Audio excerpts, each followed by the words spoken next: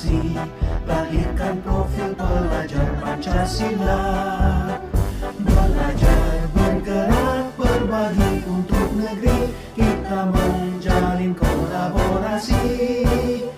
Belajar, bergerak, berbagi untuk negeri, demi bakti pada Ibu Pertiwi.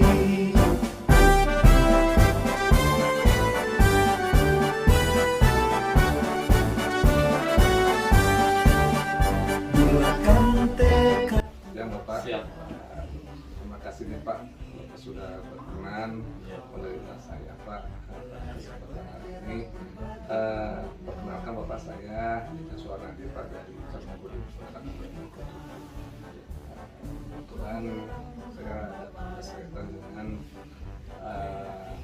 mencoba berbicara dengan Bapak berkaitan dengan pengambilan keputusan yang Bapak lakukan di Saka Babukan menjadi penanggung ini. Karena keputusan tersebut tentunya keputusan kebijakan yang berkaitan dengan dilema etika Pak. Jadi dilema etika itu keputusan yang Bapak itu benar, tapi melawan benar juga. Tapi di benar itu ada pertentangan seperti itu. Tapi itu diambil soal dan juga keputusan yang sifatnya itu adalah rujukan moral gitu Pak, antara benar dengan salah. Nah di SMK Bapak sendiri Pak, untuk mengidentifikasi kaitan keputusan-keputusan yang sifatnya dilematika dan rujukan moral itu di mana mungkin Bapak diterapkan di SMK? Ya, terima kasih Bapak. Saya perkenalkan juga, nama saya Arif selaku Kepala Sekolah SMK Babul Kamil. Di sini aspeknya sangat luar biasa Pak. Dari pertanyaan Bapak ini menyikapinya adalah untuk etika dan rujukan moral ini aspeknya itu ada problem salah Pak. Nah diantaranya Pak, pada saat pertama kita ketahui itu ada di wali kelas. Nah wali kelas ini akan menyampaikan permasalahan apa saja yang ruang lingkupnya dengan siswa, dan akhirnya itu ditampung Pak dengan guru BP yang disebut dengan konseli. Akhirnya ada waktu di situ berwawancara dengan orang tua, dan mungkin di grup orang tua juga akan menimbulkan aspek permasalahan tersebut, sehingga saya selaku kepala sekolah akan merapatkan Pak aspeknya, memberikan keputusan yang yang sudah saya sampaikan itu adalah sesuai dengan hasil rapat dengan guru, dan akhirnya kita akan mengeluarkan keputusan tersebut ada izin juga dari orang tua dan mengetahui orang tua. Sudah jelas Pak, memang si anak tersebut dia bermasalah, tapi aspeknya bermasalah ini kalau misalkan tidak diselamatkan, maka ada satu masa depannya akan tertinggal. Ini Pak, ini saya ingin tahu nih Pak, Iya, Pak. Di sekolah Bapak ini pernah nggak Pak ada sebuah kasus nih Pak yang berkaitan dengan dilematika etika ini yang mungkin sudah pernah Bapak tangani Pak? Jadi gini Pak, saya pernah mengalami kasus tersebut. Itu mungkin si anak ini memang secara kelas 1 itu dia pintar Pak, pintar, juara kelas. Nah pada saat naik ke kelas 2 mungkin karena anak muda ingin menemukan sosok pembelajaran baru, di mana pengalamannya jadi anak muda zaman now sekarang gitu Pak. Dan akhirnya anak tersebut malas Pak sekolah. Kadang hampir kalau dihitung satu semester itu, kalau dihitung jumlahnya itu Pak sampai sebulan tidak masuk, bahkan semester berikutnya ada yang 2 bulan. Nah ini sehingga ini akan menjadi problem dari para guru-guru Pak. Jadi di satu sisi saya dilema Pak. Secara aturan dia jalan sekolah, tapi secara teori dan kemarin US-nya itu dapat nilai tertinggi Pak. Nah sehingga ini akan menjadi aspek kecemburuan bagi siswa-siswa yang lain. Gimana cara menyikapinya? Saya rapatkan guru, saya rapatkan dengan orang tua siswa, dan saya konsultasi juga dengan BP-nya. Kenapa? ternyata memang harus disikapi dengan bijak Pak. Untuk menyikapi yang dia bolosnya itu kita kasih wejangan, kasih ibaratnya shock terapi Pak, dengan apa? Diberikanlah tugas-tugas tambahan Pak, untuk melengkapi supaya anak tersebut terselamatkan dengan kepintaran yang dia punya. Mungkin manusia itu tidak sempurna Pak, ada jalannya bengkok, lurus, tapi betul Pak, dengan pengalaman tersebut justru akan menjadi kesuksesan buat dia. Kenapa? Dia bisa bangkit Pak, pada saat keterpurukan dia itu dia bisa bangkit gitu Pak. Ini jadi dilematis Dilema Pak ya ini.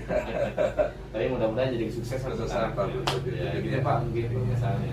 Iya. Mungkin selanjutnya Bapak ya, tadi yang seperti yang Bapak sampaikan gitu kan Pak ya, bahwasanya Bapak pernah gitu kan mengambil sebuah keputusan di sekolah Bapak yang ini yang berkaitan dengan sebuah keputusan dengan ada dua kepentingan gitu ya, yang sama-sama benar atau sama-sama mengandung sebuah dari kebaikan. Nah di sekolah Bapak sendiri nih Pak, bagaimana Pak menjalankan pengambilan keputusan tersebut? Nah ini Pak, jadi tadi hampir nyambung lagi pertanyaan yang pertama pertama, jadi iya, lanjut ke yang kedua ini, justru dengan ada keputusan yang dua aspek, yang satu A, yang satu B, tapi rujukannya satu tujuan. Ya. Kalau memang menurut para guru, para walas itu baik dan BP memberikan dukungan, itu walaupun kepala sekolah sudah jelas yang namanya aturan itu istilahnya tuh boleh dan tidak, tapi setelah ada narasumber yang kita sudah tahu, kita jalankan kedua-duanya kalau memang itu kebaikan buat sekolah dan untuk siswa. Jadi itu adalah keputusan yang sangat mutlak. Kenapa? Kalau kebaikan untuk sekolahnya baik dan siswanya istilahnya harus diselamatkan, ya kita jalankan kedua-duanya. Jangan sampai istilahnya tuh sekolah baik, siswa nggak baik. Jadi intinya keputusannya berpihak kepada murid di sini Pak. Betul, gitu Pak. Ya, Pak. Selanjutnya Pak, Ya. Apa sih langkah-langkah yang Bapak lakukan atau prosedur Pak ya yang Bapak lakukan yang biasa lakukan di sekolah Bapak dalam mengambil sebuah keputusan tadi? Ya. Ini justru Pak, kalau misalkan kita tidak mengidentifikasi sedini mungkin, ini akan ada bom waktu yang sangat besar Pak. Jadi kesalahan sekolah itu satu Pak, jarang yang mengidentifikasi sedini mungkin, tapi dia malah mengidentifikasi dan udah ada grafik di angka 50%, tidak mengidentifikasi dari nol. Nah akhirnya saya langkahnya itu kita mengidentifikasi melalui wawancara secara acak Pak, dari mulai rapat dengan guru, terus komunikasi dengan orang tua dan siswa, akhirnya para staf-staf juga kita wawancara Pak secara acak, dan akhirnya akan menghasilkan jawaban-jawaban permasalahan itu ternyata bisa diselesaikan dengan baik Pak. Kenapa? Karena mengidentifikasi sedini mungkin. Gitu mungkin Pak. Ya. Jadi tidak menghasilkan masalah yang besar Pak. Gitu Pak, akan terus. Ya. Baik, mungkin selanjutnya Pak nih Pak. Ya. Tadi dari beberapa pengambilan keputusan yang di Bapak ambil gitu kan di sekolah Bapak nih Pak.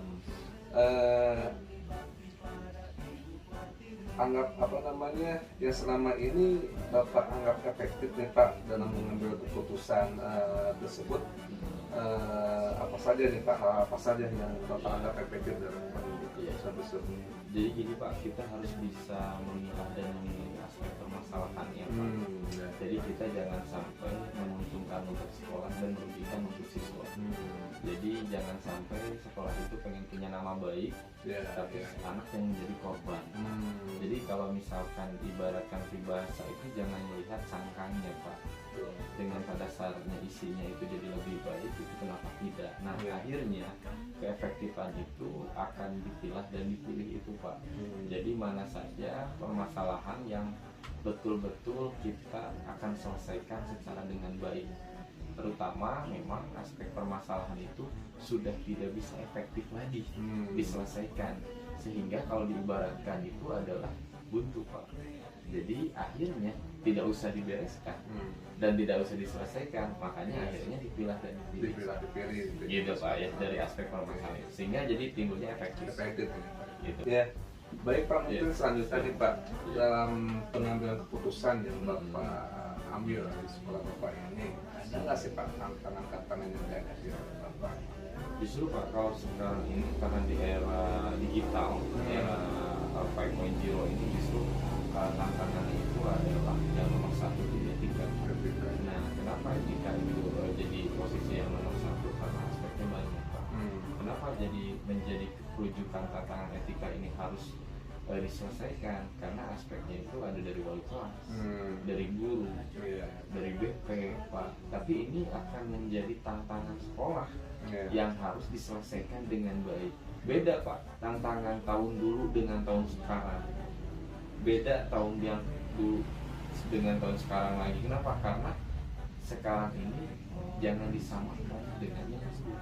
Karena tantangannya berbeda. Karena sekarang serba instan, serba aspeknya digital. Jadi itu adalah akan menimbulkan etika-etika anak yang kurang baik Pak. Jadi ini menjadi tantangan tersendiri bagi terutama Pak nih ya, wali kelas, guru, terus karakter anak juga harus dibangun oleh siapa? BP tersebut.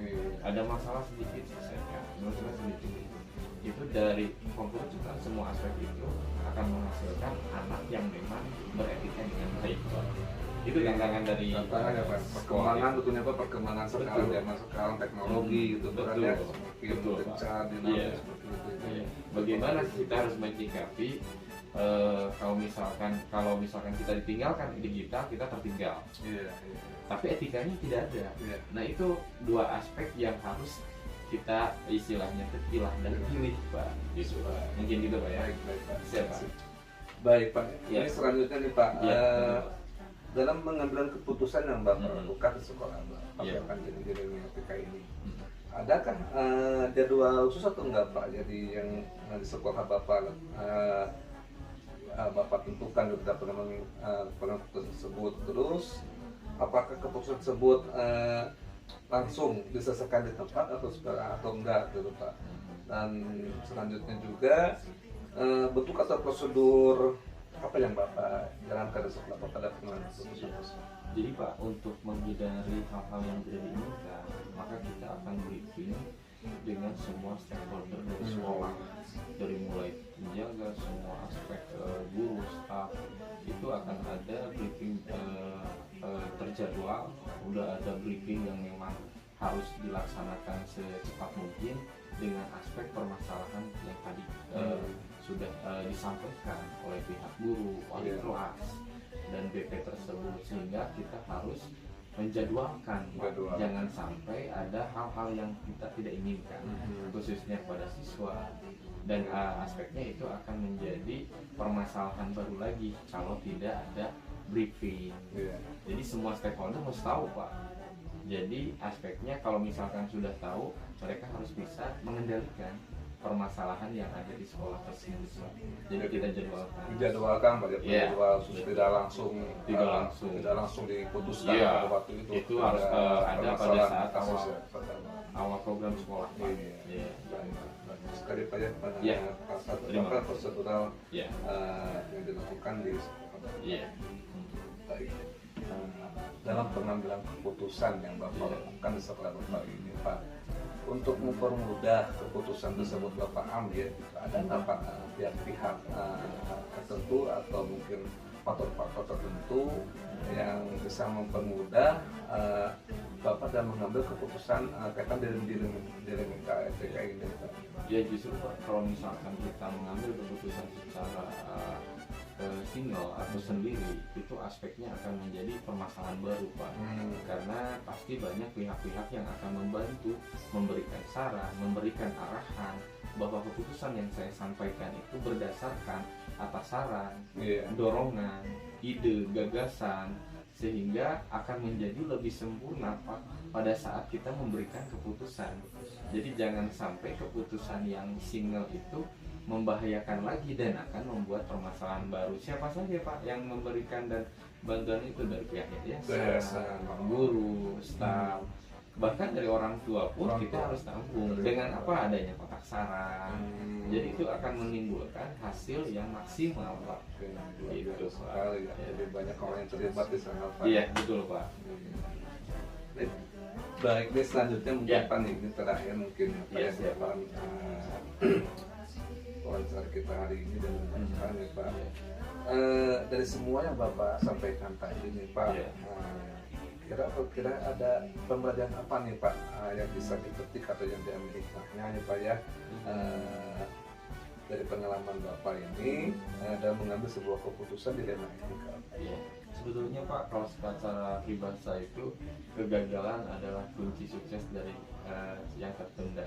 Nah, dari permasalahan aspek pengalaman aspek permasalahan ini Pak, ini akan menjadi bahan evaluasi sekolah, bahan pembelajaran sekolah. Jangan sampai terjadi dan terulang lagi, sehingga akan meminimalis Pak permasalahan di kemudian harinya itu tidak akan terjadi hal yang seperti itu. Kenapa? Karena kita sudah berpengalaman Pak, dari mulai aspek permasalahan yang kita sudah jalani dan selesaikan. Akhirnya akan menimbulkan sekolah yang betul-betul memberikan aspek positif buat semua stakeholder sekolah Pak. Itu mungkin Pak. Mudah-mudahan ini menjadi kebaikan buat sekolah lain Pak. Iya. Mudah-mudahan Bapak akan memberikan suatu edukasi guru penggerak yang menjadi ilmu baru Pak. Amin. Terima kasih Pak nih Pak. Siap. Atas Sama-sama Pak. waktunya Bapak Iya, Pak. sudah berkenan Iya. sama saya juga Iya. dan mudah-mudahan ini Sama-sama, menjadi Pak.